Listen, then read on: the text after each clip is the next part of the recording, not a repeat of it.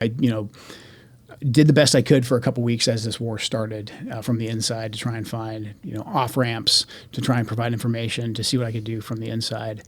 But watching the casualties roll in, and I don't want to use anyone's, loss as a political talking point, but for me personally, watching more casualties come in, I just couldn't stand by as both a veteran and then, as a Gold Star husband and say, like, I'm just going to continue to soldier on in this. It's time to try something different. I know this path that we're on, it doesn't work. I've seen enough data.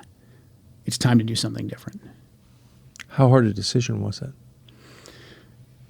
It became really clear to me, over the weekend, this past weekend, that our message just wasn't getting through. And I was like, I know what happens if I stay. If I stay and I go along with this, I'm going to be knee deep in it, trying to just chip away and make a difference. But my ability to have my voice heard, to present data that runs contrary to the trajectory and the agenda that the administration's on, that's going to be squashed before it even really reaches the White House. And so I knew I had kind of hit my limit of effectiveness in that capacity. So really, it should have been a hard decision, but for me, it was crystal clear. It was like, number one, I can't be a part of this in good conscience, and I need to do everything I can to actually speak out about it and speak out in a way that I hope resonates with the president and with some of my former colleagues. But I really want them, as we descend even further into this war, I really hope that they take the time to reflect and to realize that we still have time to get us out of this. And then also for the 77 million people who voted for President Trump, who voted for no new wars, who voted for the foreign policy that President Trump enacted in his first administration, the foreign policy that I described.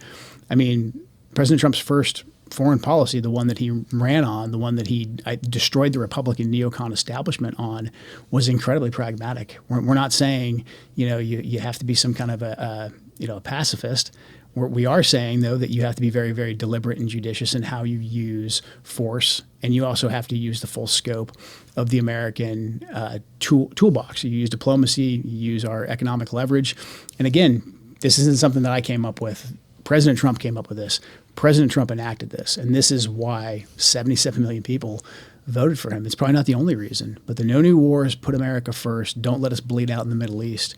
That's what people voted for, and that's what I think you campaigned for, and I think that's something he could get us back to if he just takes a look and assesses how we got to where we are right now. So I want to get to that in a minute. Your solution